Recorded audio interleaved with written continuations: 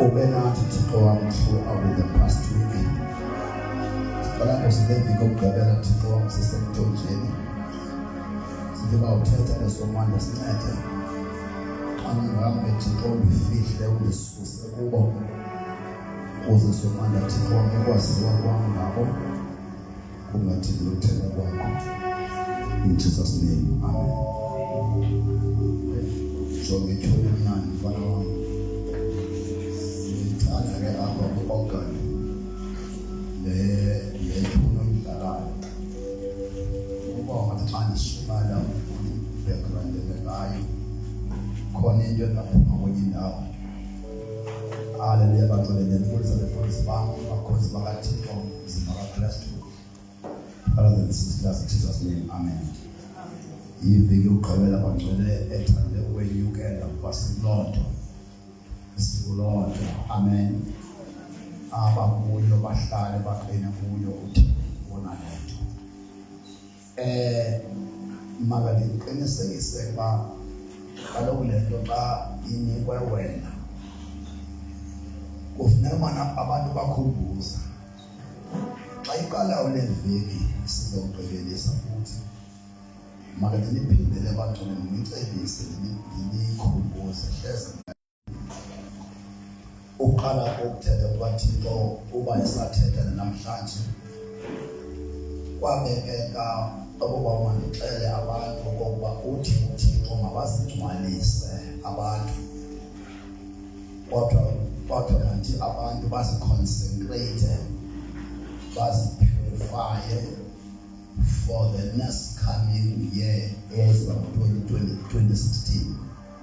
So lento abantu bangiqala kule ndawo because iphinde yaphinda this year lento ethi ibandla maliguquke, ibandla malizihlambuluke, abantu mabaguquke ezonweni, baguquke kwizinto ezindala, baqalwa into entsha indeed.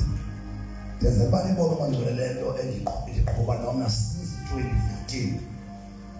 Akabikho nyaka ndike ndaphelwa ithekni andabikho kulento. Hence ndisazi basiyaphi. Then ndifuneka ngilandele abantu abasifumana esithubeni. Then xa wethu uThixo abantu baziconsecrate, bazipurify, uThixo befuna ukwenza into entsha ebezothi ke asibonise bazoyenza kanjani. Then ndayishumayela inguquko ngo-2015 from July kwahamba ke kwathi kwaphela uDisemba uThixo emashumayela inguquko nenhlambuluko. Ngo-2016 yayizoba ijubilee year. uThixo akakwazi ukwenza ububi ngo-2016. Kwango-2016 njalo wasinika incwadi ka-Ezekiel chapter 7 eyayithetha ngentlekele. The reason why namhlanje ndinikhumbuza ndiyazi abantu xa into ingatyhilwanga kuni imana ukuphuma niyilibala. Then so that nazi uba sisuka phi siyaphi. Then kuthiwe mandilumkise abantu ngentlekele. Ndanikwa u-Ezekiel chapter 7. Umnandi ke kunoncoko sasimfunda ngoko futhi sifundela ngoko ekhaya. Ngo-2016 ngoSeptemba emveni kokuba abantu bengangiphulaphulanga ndibawonisha ndibacebisa ngokutsho kukaThixo, wathi ke uThixo kuzokwenzeka intlekele sesibona uba akuzuba njalo kusina. Then kwakule ntlekele wathembisa ngento entsha ekuthe xa uqala ku-2017 wathi into entsha iqalile ingekabonwa uThixo weyintshulisa. Then lento intsha khange ikhawuleze ukuqatshelwa libandla lonke, but mna ndiyaqhubeleka nayo noThixo ndishumayela lento intsha. Uba niyaqaphela worldwide ukuqala ukuqhomfeka kwezoqoqosho economy kuqale ngo-2017. Wonke umuntu obakhona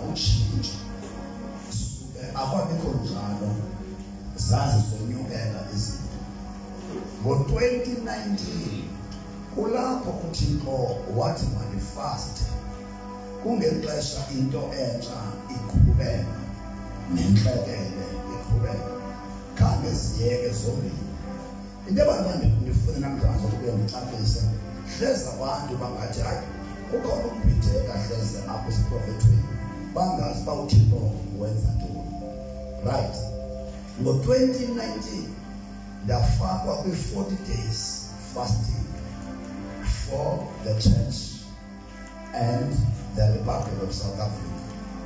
Ndaqhubeka ke kulo fasting ka-2019 apho uThixo wathi le nto entsha izawubonwa because uyiqala apha eSouth Africa kodwa izawuaffecta i-Afrika yonke, i-affecte ihlabathi lonke le nto intsha eqalwa nguThixo. Alright, wandinika ke uThixo isiprofeto esasinge-South Africa up to 2022. Alright, uJohn uyona manothi uJohn uyona kuthiwa makaye eNiniva asuke ayetalashisha but ekugqibeleni aye eNiniva athi ukumkani waseNiniva kuthiwa guqukani. Then ukumkani the president yelo xesha yaseNiniva yathi makuzilwe ukudla nemfuyo ingayodla edlelweni. Inhliziyo kaThixo yachukumiseka xa abantu bezila nezilwanyana zingadli. Wathi le nto bezawuyenza because it was a warning, ayingoThixo okhohlakeleyo, warhoxisa izibetho. Then umprofethi uYona wamangalelana noThixo. Then ndiya elini ngokuba asikhulanga thina abantwana bakaThixo. uThixo unenceba, uThixo unemfesane. Nangona singangaqondi thina kunabantu abasithatha serious isiprofeto eSouth Africa baze bakuthandaza ilizwe laseSouth Africa walenzela inceba uThixo. Izinto awayithethe esiprofethweni uzawuzenza wazenza but akazenza woho. Then kuba singabantu abanye bethu bayiquestiona into yokuba isiprofeto asihambanga ngandlela, kodwa kubantu abahamba ngaso akukho nencinci into engenzekanga kwisiprofeto. But ngenxa yenceba kaThixo, ngoku kaThixo ii-elections zika-2024 kwakumele uba zenzeke sele le nto intsha abantu beyibambile. The reason eyenze uThixo wakhulula kwi-government of national unity kungenxa uba abangoThixo we-disorder bekuzawukwenzeka i-disorder ukuba le nto intsha ebeyi-introduce uThixo ngo-2024 because the church was not as yet ready. People were not ready. Then the introduction of this new thing ibingazukwenza lutshintsho. uThixo obona pho singaboniyo khona, uThixo nobulumko bonke wa-extenda into ebemele uba akayi-extendanga. Saphathwa yi-government of national unity. Bantu wena sifundile, asifundanga? Alright, kukhona izinto ezingafuna uspiritualize, sibana ezifuna ilogic. Kukhona izinto ezingafuni moya, ezifuna ilogic. Xa sithetha nge-unity, sithetha ngabantu abantetho inye, ngabantu aba-ideology inye, ngabantu abathi ifune ndawo abohlukana kuzo sibe zindawana ezincinci, bangade bohlukahlukane ngale ndlela. Then logically asikayi ku-spiritual. Bekungeke kudibane amaqela angavaniyo at all. Then niyibize loo nto ngokuthi i-government of national unity. I believe wonke umuntu kuba nxa izocacelwa le xa ngodithetha, because xa kubizwa amagama abantu abakho analytical. Very few people are analytical. Le nto ye-government of national unity. All right, masiqale ku-nation. What is a nation? South Africa is a nation. Government of national unity. Can you speak of a national unity whereby kungavani or local? Abantwana makasebenze ingqondo. Andikathethi ngomoya ingcwele. I'm just logical. Do you mean you can talk of unity at national level, even locally, ipati apha locally, asivani qala at local stage? Ukhona siya district akuvanwa kwi-district, kwi-district akuvanwa i-competition uyaliwa uyaxabana because kuliwa ngezikhundla, kuliwa ngokuphatha. Unimamele ndiqala ku-local, ndiya kubani ku-district, ndiye kwi-region, asivani i-regions politically. Then from region siye ku-province, akuvanwa kwi-province enye. I mean one province, yi-disunity yodwa. Then we go to national unity. Udibanisa zonke ezi disunities zikhupha national unity.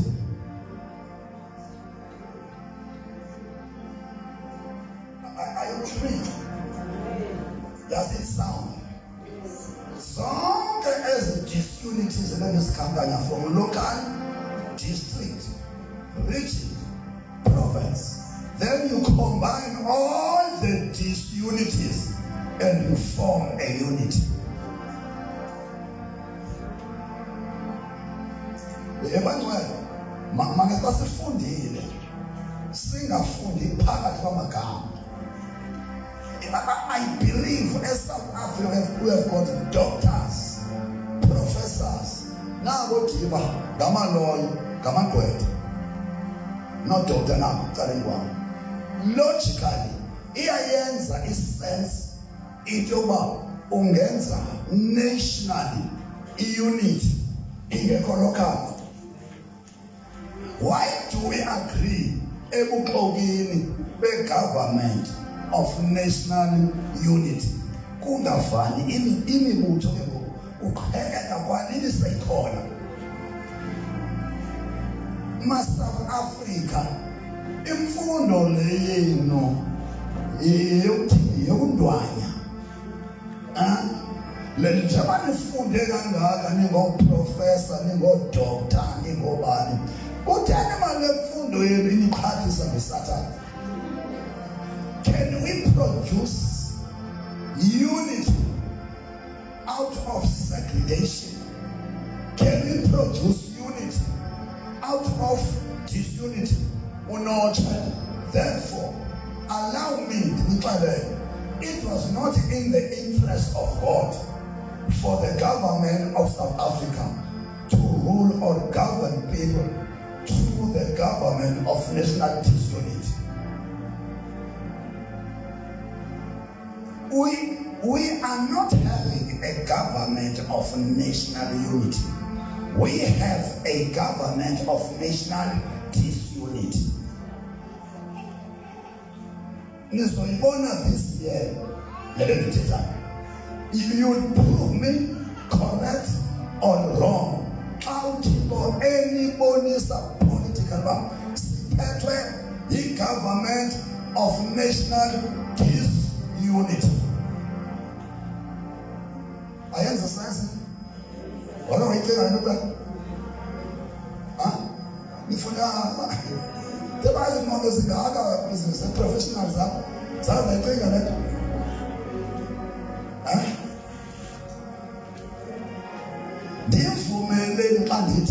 your mind is colonized.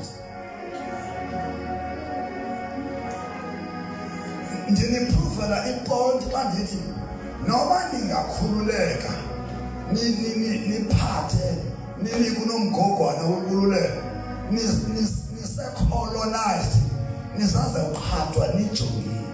because the debate you colonialism and better into united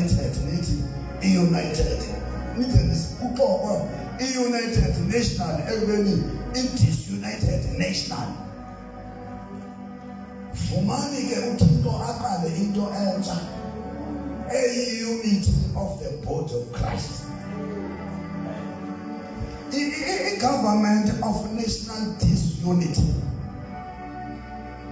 Ayivele uThixo ufuna unity, ufuna unity in the government, unity in the church.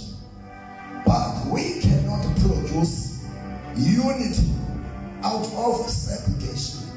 I don't know why Nandinja. Why Nandinja?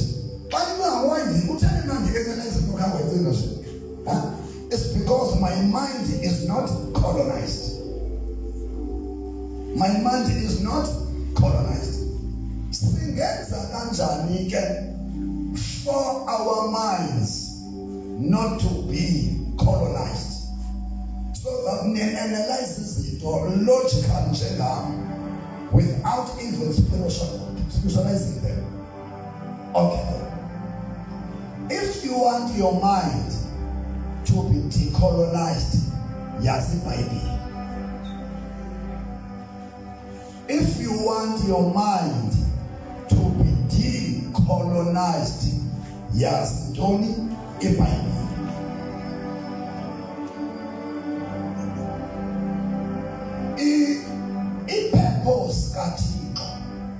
ngeBhayibheli ubezothi decolonize adecolonize nevangeli. Ivangeli lidinga ukudecolonizwa phambi koba abantu babe banye. Into enqabisa iunity yicolonialism. The spirit of colonialism is the spirit of disunity. The spirit of colonialism is the spirit of disunity. Why do I say so?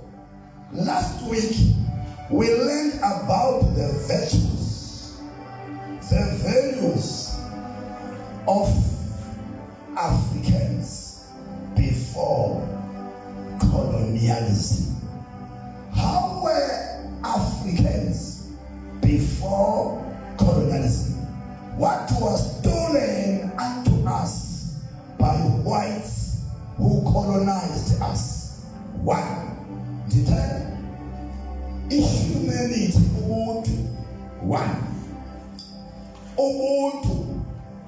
colonized ubuntu. Our humanity was taken away.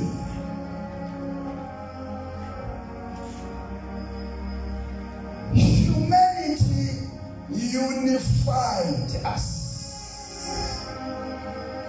Is the virtue or the value that unified Africans. Humanity. I like the slogan of PAC, which says, Africa for Africans. Africans for humanity. Humanity for God. Which means we lost God to a certain degree because of taking away of humanity in us. To a certain degree, we lost the flavor, not favor, the flavor of God to a certain degree because of colonialism that stole our humanity.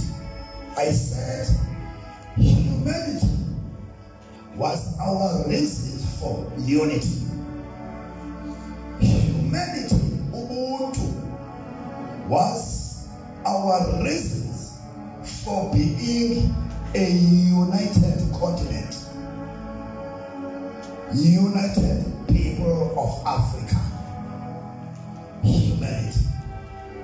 Then another virtue or value that was stolen because of colonialism or colonization was the love. The Africans loved one another. Africans loved one another. Uthando thina sifuze uThixo ngothando. Silolona hlanga olufuze uThixo ngothando. In as far as the concept of love is concerned, we are exactly like God. God was so proud of Africans because of their love to him. Africans feared God. Another aspect of or about Africans was the fear of the Lord, to such an extent that we were known as Abanguni. Hence some people call us Abanguni. Initially the so-called Abanguni referred to how we feared sin, how we feared God. We were then referred to as Abanguni. Abanguni. It's not that we were indeed not committing sin. Sin to us was a taboo. We were committing sin, but underground because of our fear of God. Do you get me? Do you understand?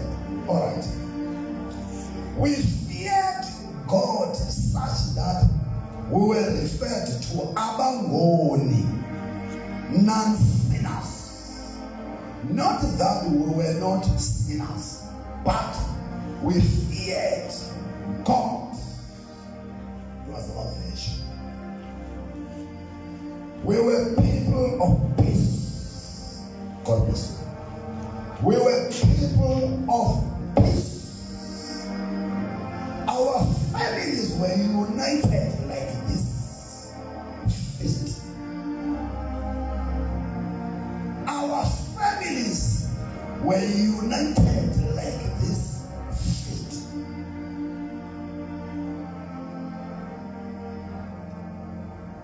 If you speak of on top of peace, it's Africa and the Africans. We are people of peace. Peace is in our blood stream.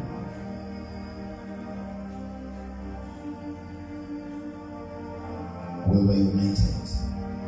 When I preached unto you love, peace, unity, I knew that I'm preaching the new thing.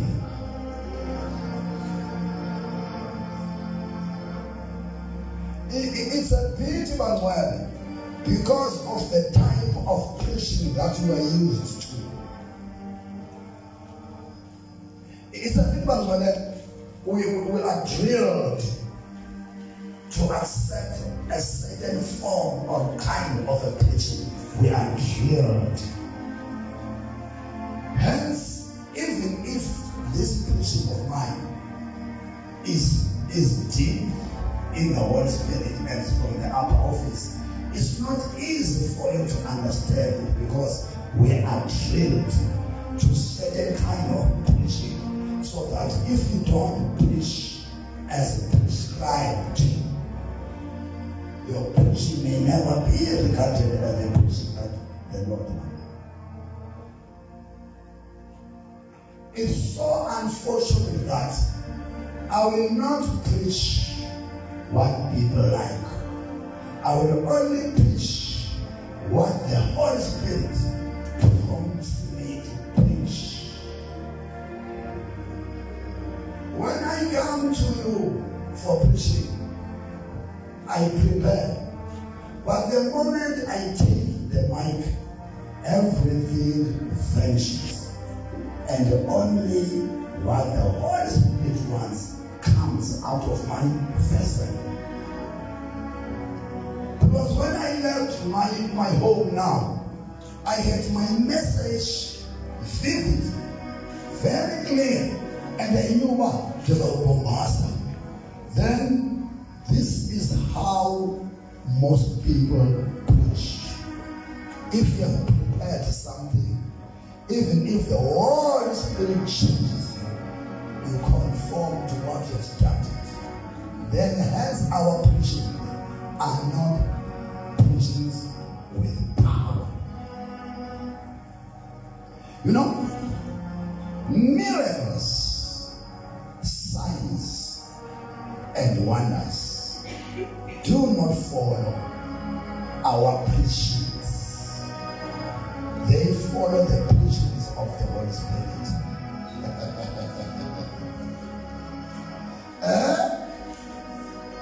Miracles, signs, wonders, healing, and deliverance will never follow our preachings that are prescribed.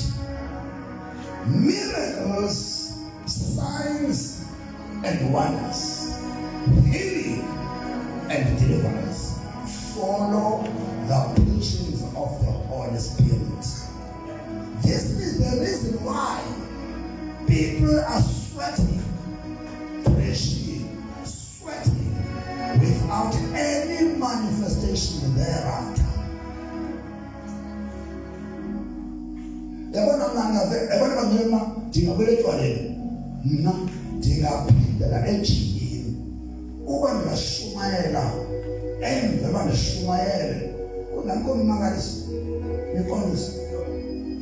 What is the purpose of preaching then? We are religious. If there are no miracles, signs, wonders, healing, deliverance, we are religious. What then makes difference between faith and religion are miracles, signs, wonders, healing, deliverance of people after the Holy Spirit has preached.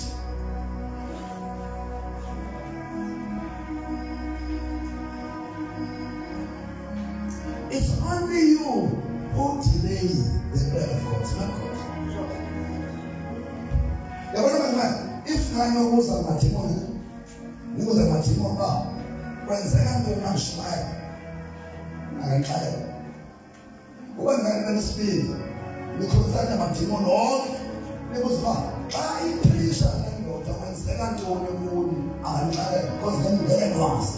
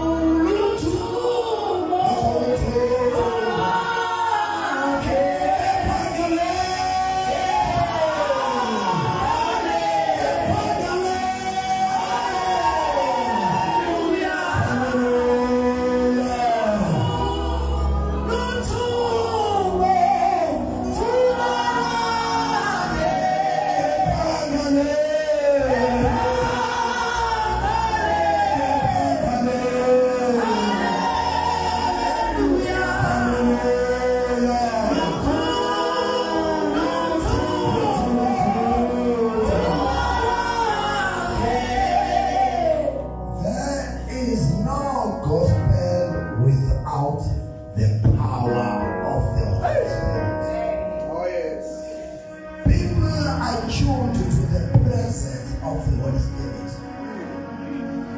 Each and every Salvation Church is blessed with the presence of the Holy Spirit. Do you get me? Amen.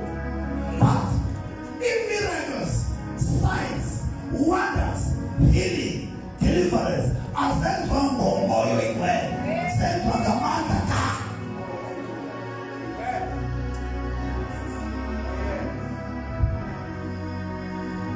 So nobody knows no one to listen to them. But there are no miracles, no signs, no wonders, no healing, no deliverance. But the Holy Spirit is there. But the power, Acts chapter 1, verse 8. Niakwamkela amandla akuba umoya. Moya, moya.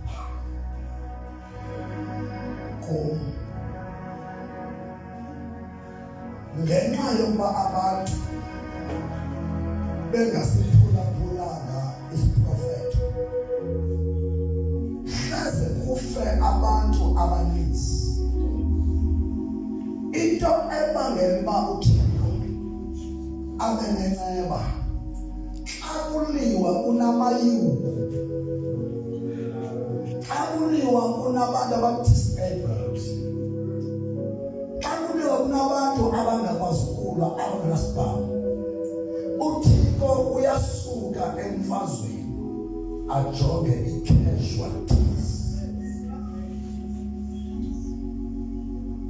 Xa ungumprofeti, you must be matured and have wisdom. Thina abaprofeti kumele sazi okokuba angasiphoxa uThixo, hayi kuba esiphoxa, ngenxa yothando lwakhe kubantu bakhe.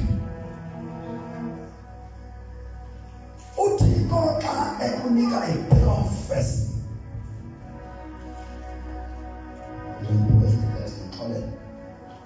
xa uThixo ekunika i-prophecy, uyasilumkisa ngoyona. Xa uThixo ekunika i-prophecy of doom, i-prophecy enenokufa okuninzi, seyangenanjongo yakubulala. I-prophecy contains two things. Firstly, the prophecy contains a warning, isilumkiso. uThixo warns his beloved people far before anything happens. Ngomprofeti engenanjongo yokuba lento imbi yenzeke, enqwenela abantu banqandelwe,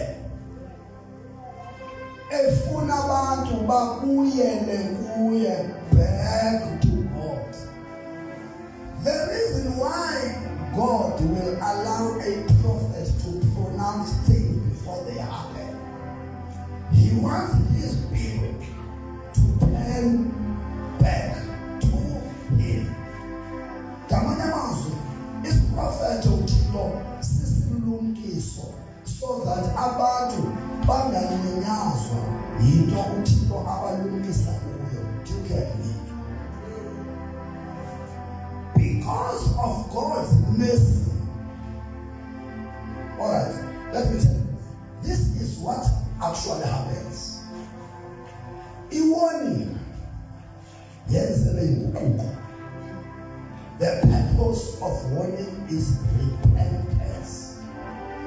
The reason why God allows people or gives his people plenty time to repent, God does not want to kill his beloved people, but God wants his people to turn away from sin and go back to him. Then, umprofeti umuntu onelishwa. Once into uThixo ebeyithethe ngaye ingenzeki, abantu bakwazi ukucinga maybe kube khona abantu abathandazileyo kwakuwa isiprofethi, uThixo wenza incema, akasenza ngale ndlela ebezokwenza ngayo, waiting for the prayers. Then to the immature people spiritually, bazokhomba umnqobani kumprofeti ebeni engezanga kwanto. Kusuke kwenzeka u-2 Chronicles chapter 7 verse 40.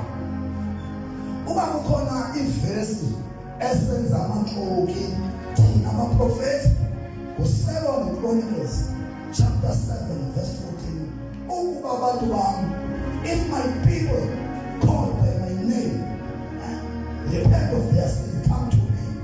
Uba bathe bavuma izono zabo babuya bese kum, ndinguThixo ndiza kuva ndibaxolele.